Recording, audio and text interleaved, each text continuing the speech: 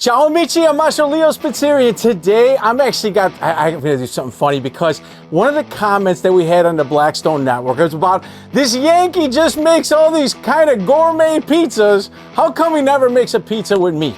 So the one pizza that I can say is over the top, and especially for all of you meat lovers out there, is my tribute to a place in Chicago. One of the historic pizzerias called Lou Malnati's that makes a deep dish pizza that's covered with a slab of Italian sausage. I'm gonna show you all my tricks and tips on how to do it. Stick around, we're gonna show you what's next.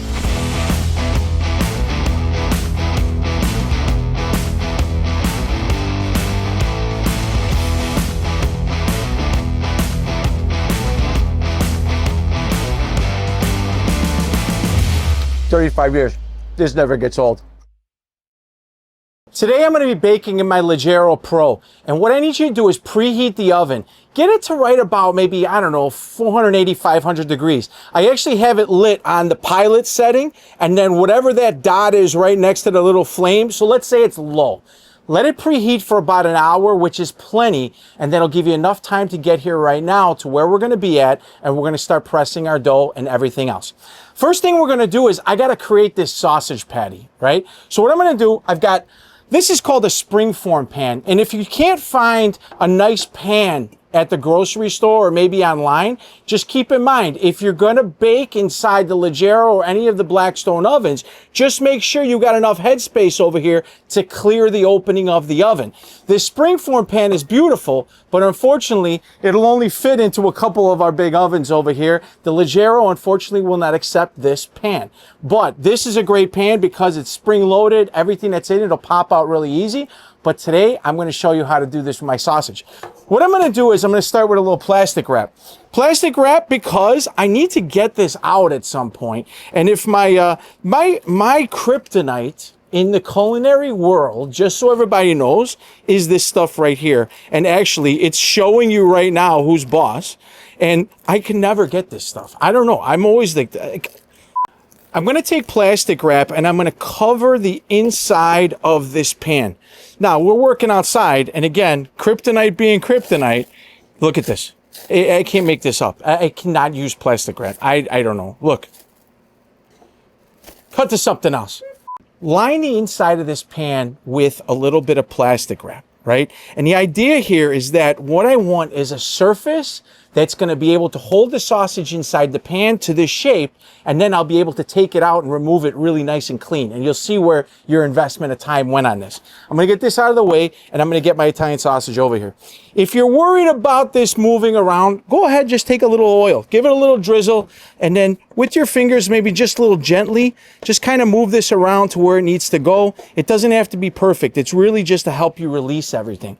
From here, I'm going to go ahead, and I'm going to take my sausage. This is about a pound of sausage, right? If you think, and you're going to get worried that, hey, it's too much sausage, which I don't think anybody's ever said, right? Now that this is inside the pan, I'm going to use my fingers and I'm just going to press this all the way to the edges. The idea is that we're going to make this kind of patty.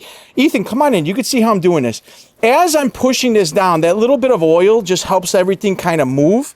I'm not concerned about the way it was ground or anything like that. I'm literally just trying to make this as flat and uniform as possible. And with a little bit of work just like this, it's all done. If you're worried about contamination or anything like that, you want to put gloves on and everything, I'm cooking over here for myself and my friends and my family, right? My dough has been proofing out of the cooler or my refrigerator for probably about maybe 90 minutes. And you could see how gassed up these dough balls are. This is perfect. What I'm going to do is, to my pan, I'm going to add just a little bit of oil, like literally about the size of a dime. Right? And I'm going to spread a little bit of this into the pan. And really what we're doing is we don't have an excess amount of oil. It's really just going to give this a little sheen and help it kind of slide again as a lubricant as this goes in. I'm going to come around to the sides and I'm going to get this dough out of the pan. If it's stuck to another dough ball, don't be afraid to just kind of cut right down and slice it off the edge. The dough that we're using today is the utility pan dough. You've seen me do this before, but just in case you haven't, this is what's in it. I'm going to be using King Arthur bread flour for this one. Make sure you grab yourself a digital scale and tear out the bowl. When you start weighing out all your ingredients, put everything into individual bowls. Go one at a time. Make sure you have 0 on the tear, and then put all the ingredients inside the bowl. Look at that technique right there for putting honey. I like to put a little bit of oil in there first. This way the honey releases. And then I like to stir everything with my fingers. It's the best whiskey you got right there. Look at that method. I'm going to stir very slowly, and once you see that half the flour has been incorporated into the water along with the salt and the honey, I'm going to add my yeast, and then just keep stirring with your fingers until you make a paste. Put the last bit of flour in there, continue stirring until you start to feel that gluten is formed. And look at that, I can actually get it to the point where it starts to pull away from the bowl. I add the oil in at the very end, making this beautiful smooth dough. Give it a quick knead on top of the countertop, and then once you have it all kneaded and it's nice and smooth, I'm going to take that dough, cover it with some plastic. This is going to let it rest, and then go ahead, divide your dough balls out. Make sure you weigh them because you want everything consistent. This is my method for rolling dough balls. Make those points, fold them into the center, and then once I have a nice tight dough ball, I pinch it into a change purse from the bottom, and look at that, a perfect dough ball every time. Stick it into one of those Blackstone dough boxes. I like to put 6 in a box, throw a lid on top, stick that in the refrigerator until you need them, and there you go. Now, don't forget to cover your dough boxes because you don't want to get these too overly dried. They're going to form a skin that kind of looks like the back of your grandma's hand. Go ahead and press this into the pan, and you'll see, Ethan, if you come over here close, I'll do this on the side by you. If you put your hand down and press your fingers up to the edge of the pan on the bottom, even though this dough ball was kind of square inside the box, when you start pressing it down, it will form to the pan. The idea is that we're going to make one uniform, straight, flat edge. Imagine your fingers being a rolling pin and what you're trying to do across. Because this already did its proofing, I'm not looking to make something thick like a focaccia bread or a ciabatta or something like this. I'm literally just trying to get it into the pan uniform and smooth. Now, from here, I have one more step I have to do. I'm going to have to slice mozzarella. So while I'm slicing the mozzarella, we're going to give this a minute to just proof. Guess what? My pan here with my sausage is a little bit bigger than this one. I'm going to put it down, act as a cover, and I'm going to put this off to the side. The mozzarella that I'm using today, and now this is a little unlikely if you've watched this channel before. I normally use whole milk mozzarella, but today I'm using Part-skim. The reason being, think about how much sausage grease, this rendered pork fat that's going to be coming out of this meat, so I don't need any extra fat. So I figured let's save a little bit here and use Part-skim. I'm going to slice this with a knife very thinly. If you don't feel confident in your knife skills, go to the deli, have them slice it on the slicer, maybe just a little bit thinner than they would do bologna, right? Maybe a 1/4 inch, something like that. And the idea is that you're looking for a shape about this size. Normally mozzarella is 4 inches thick, right? When it comes in a block. So think about this cut in half, and this is the size actually that I want. So I'm almost done cutting this mozzarella over here, these last couple slices. And what I'm going to do is, because we're outside, it's kind of humid out here and warm. So I'm going to actually just scoop up all this mozzarella so that I'm not fighting with it later to try to get it onto a pizza. And I'm just going to kind of put it on this plate. Put all these cuts over here on the side.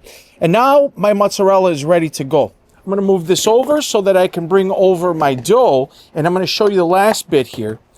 Ethan, you're going to have to come close because I want you to see how I do this. Just in that quick couple minutes that it took me to slice that mozzarella, you can already see how nice and gassy the dough has become.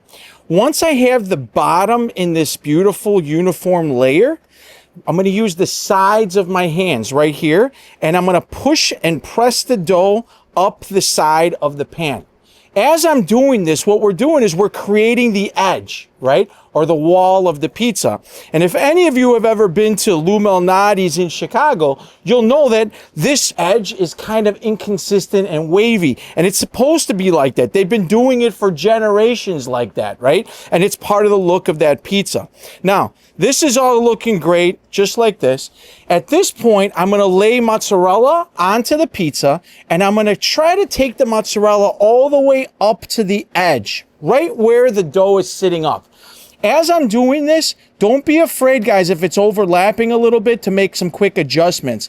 The key here is that mozzarella is going to stick to the side a little bit coming up, because we want some of that cheese to caramelize against the pan as it's baking. If you see that the dough is sliding down, don't be afraid to give it a quick adjustment and then put that cheese back on it. Over here, because we're working outside, humidity today is not my friend, but I'm sure you guys will have a lot better luck in your home kitchens. So the mozzarella is inside the pan, and the last step before you put the sausage inside the pan, I'm going to take my fingers and I'm going to push down on the center.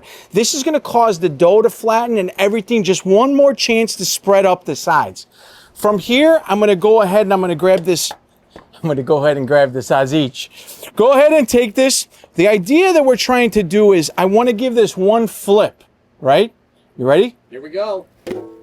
Oh, okay. Now, the reason why you want that plastic wrap is because it held everything in its shape. We can kind of take this and pull it off to the side. And then the last movement that we're going to make is kind of continue. Come in over here. Look at this. We're going to kind of continue with this sausage just like we did with the mozzarella and with the dough. I'm going to kind of just bring this around and cause this patty of sausage to kind of just fall wherever it wants to go.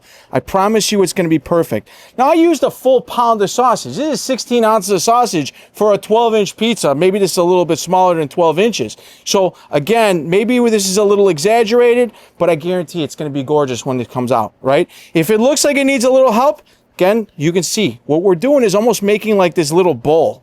Now, from here, there's no rule. Don't ask me how many ounces of sauce are going to be in here. It's to what looks right. How are we going to go? We're going to go to almost all the way up to the line of where that sausage is peeking over the top. This is my all-American sauce. You can go onto the Blackstone network right now and get this recipe.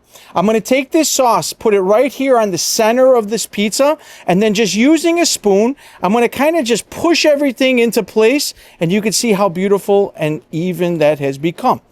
My last thing that I'm going to do, I'm going to finish this maybe with just a little pinch of oregano, just like this, because I like oregano. Let's get our microplane. I'm going to let this kind of snow a little bit with some Parmigiano-Reggiano. And this is ready to go into my oven. Check this out, Ethan. Come close. You can see already where the love on this pizza is. This, I'm telling you, I don't want any more comments about Leo doesn't like to make meat pizzas. This one is to the extreme. Let's go into the oven.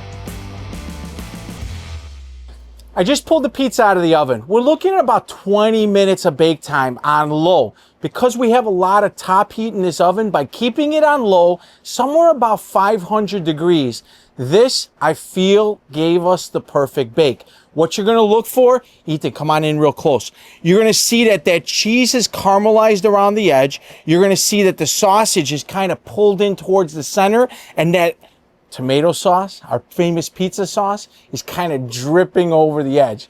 I can't wait. You're going to need a special tool, right? The reason why I like this is because when you come in from the side, watch this. I can come in, get underneath all the way, and just release. Look at the edge. Can you guys see the edge and the caramelization on this crust? This doesn't need anything but, you guys know I'm never happy without a little something, something, right? So I'm going to just zhuzh it up a little bit with a little bit of more Parmigiano-Reggiano and just kind of make it snow all the way around. Because that residual heat now, all that sausage and everything on here is just going to kind of suck up all that Parmigiano. Now, if we look at the sides over here, you can't really hear this, but the sides are solid. They're crisp, right? This slice, if we did our job right, we might be able to hold this up in a hand without too much flop. Don't forget, there's a ton of sausage on top of this. And then when we go in for that bite, you'll see why this has been a superstar for so many years in Chicago. Let's cut into this, which, by the way, I have a vintage Miracle Blade 2 that CJ actually got online. Nope, no, on TV. On TV. 23 years ago. The internet wasn't even created when he got this Miracle Blade. But let's see if it still works after 23 years. I'm going to go in from the side, And I'm gonna try not to disturb this too much. And if I did this right, now this has been sitting here for a while. I don't know if we're gonna get much of a cheese pull out of this, but if I do this as maybe a, let's call it a 6 cut. This feels really good. Coming from the side here. Feels good because of that miracle blade. I think so, man. And actually, it is doing a beautiful job. Oh, are you ready? This is why they call this the money shot. You guys ready for this? Watch this, guys. Look at the layers of this. You've got that beautiful baked crust. You've got the mozzarella cheese underneath. You've got the Italian sausage. And then you've got that gorgeous, now concentrated pizza sauce on top. To me, guys, there is nothing better than a Chicago deep dish pizza. Look at that drip. Look at that sauce.